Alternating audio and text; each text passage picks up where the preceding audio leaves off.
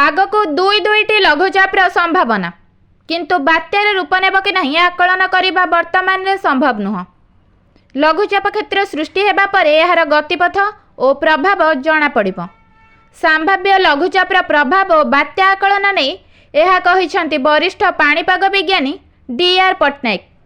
से कहिसेंति पाणीपाग केन्द्र समस्त स्थिति उपरे नजर रखिछि। ओडिशावासी बात्यार आशंकार दूर रे रहिबा पई से कहिसेंति। मौसुमी राज्यरू विदाय नहीं सारिथिले मध्य आगामी सप्ताहे वर्षार संभावना रहुछि। आसंता 24-25 तारीख रे दक्षिण बंगोपसागर आउ एक लघुचापर संभावना अछि। एपटे बंगोपसागर सक्रिय लघुचाप क्षेत्र उत्तर पश्चिम दिगरे गति करिबा 24 घंटे उत्तर तमिलनाडु और आंध्र उपकूल रे अवपातर रूप नेब। से भली 26 किंबा 27 तारीख बेलू दक्षिण बंगोपसागर आउ एक लघुचाप सृष्टि हो पारे।